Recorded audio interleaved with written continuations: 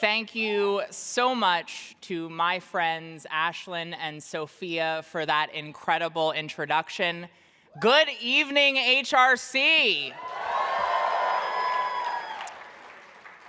I gotta be honest, after the last 2 weeks, it is balm for the soul to be with family tonight. It's great to be here with literal family. My brother Sean and his husband Blake are here.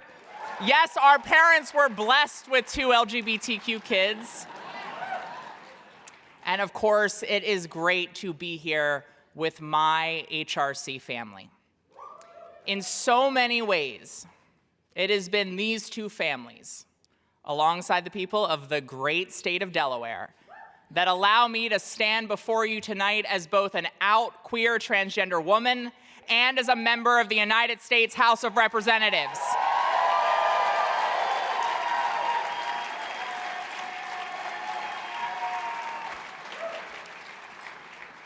And that is not just because of the support you all offered me throughout my campaigns for office.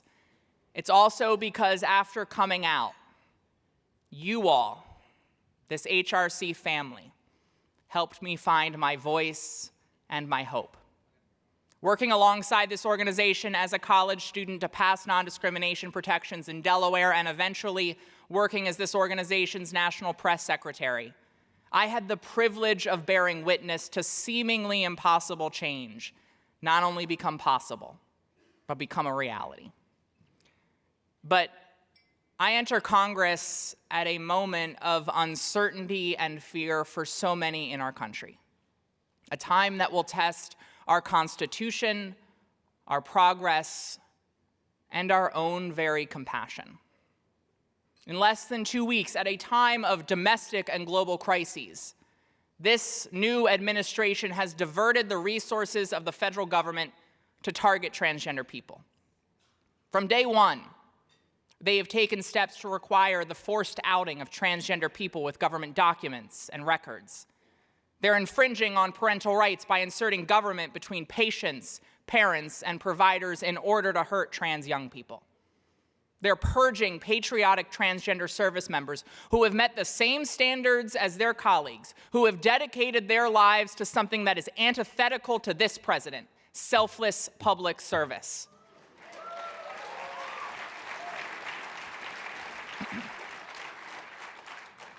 He's deputized Republican politicians and appointees across the federal government to be bathroom police, banning transgender people from federal restrooms they were using without incident.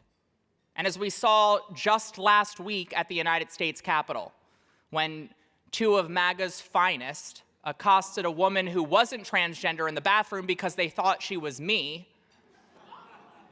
Yeah, it's wild down there, people. And I'll give you 3 guesses to guess who the 2 MAGA folks were. As we saw then, these bans open up all women to harassment and potentially gross and invasive inspections. They're censoring content and freezing funding to make sure words like transgender aren't included in any federally funded programs. They're threatening to gut public education if schools dare support LGBTQ students. All in less than 2 weeks. They are obsessed. They are obsessed. We live rent-free in their minds.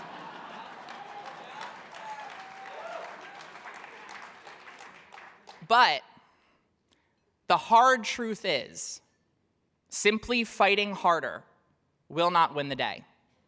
We also have to fight smarter. We have to be clear-eyed about the need to return to the basics of inviting people in to open hearts and change minds. We have to grapple with the reality of where people are beyond this room or this city or my state. Meeting people where they are is not selling out. It's what this work is. And as we saw from HRC's successful efforts in North Carolina in 2016, we have to connect this fight and these attacks to the broader economic needs of the American people. We have to pull back the curtain on the fact that they are using trans people as pawns in their broader effort to gut the federal government in order to line the pockets of Donald Trump's best friends, all at the expense of working people. And I refuse to be used as a pawn. I refuse to give them that power, and I refuse to let them get away with it.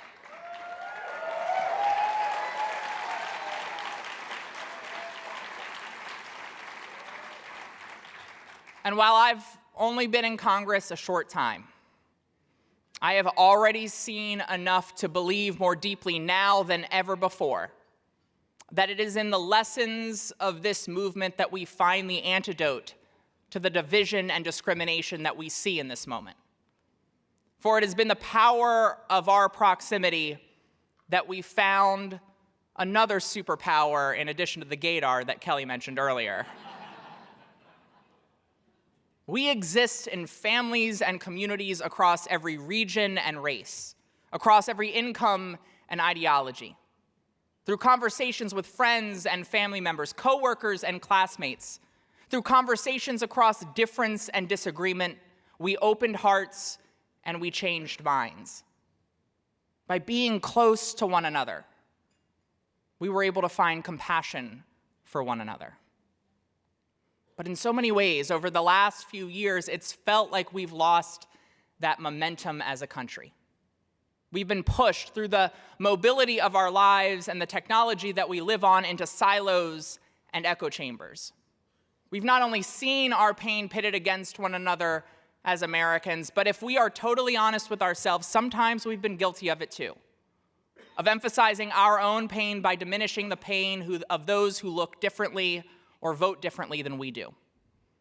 We have been pushed further and further apart, creating a distance that makes it far too easy to no longer see our fellow Americans as neighbors, but instead to view one another as enemies, to no longer see each other as people.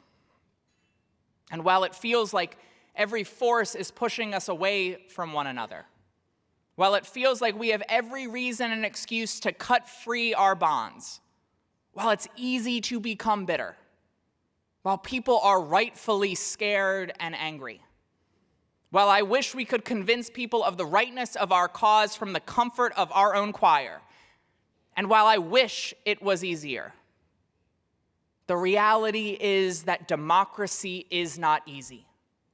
Change-making is not easy. And it's not always fair, but it is possible. It is possible if we summon our superpower and if we exercise the power of our proximity to once again open hearts and change minds.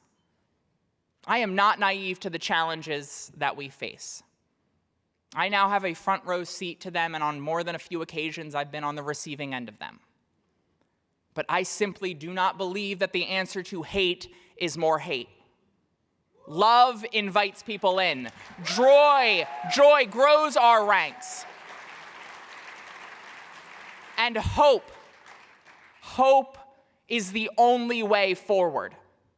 And there is no organization in this movement better prepared or with a stronger track record to do that work than the Human Rights Campaign.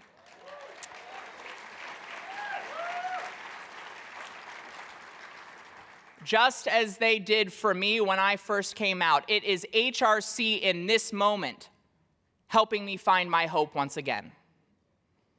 And look, I know hope is hard to come by right now. It's considered out of vogue and naive. And I understand why. This moment feels different than 10 or 15 years ago, when it felt like if we simply worked for it, if we fought for it, if we voted and volunteered, that change was inevitable. It's hard to feel confident that if we do what we need to do, everything will work out. That if we share our stories, if we volunteer and vote, that change will come. And for the first time in a long time, we can't see the light at the end of the tunnel. But the truth is, that sense of inevitability with hard work that change will come. That is the exception in our country's history. Every previous generation of Americans has been called to conquer seemingly impossible odds, odds even greater than the ones we face today. Enslaved people in the 1850s had no reason to believe that an Emancipation Proclamation was on the horizon. Unemployed workers during the early days of the Great Depression had never heard of a New Deal. Patrons at the Stonewall Inn, they never knew of an America where they could live openly and authentically as themselves without violating the law. All of those Americans had every reason to fear that change would never come, to lose hope. They couldn't see the light at the end of the tunnel, but they persevered. They summoned their hope, they found the light, and they changed the world. And that is our calling. That is our responsibility in this moment, to summon our hope, to find the light, to change the world. Thank you all very much. It's a privilege to be with you tonight, and it's an honor to be with you in this fight. Thank you all very much.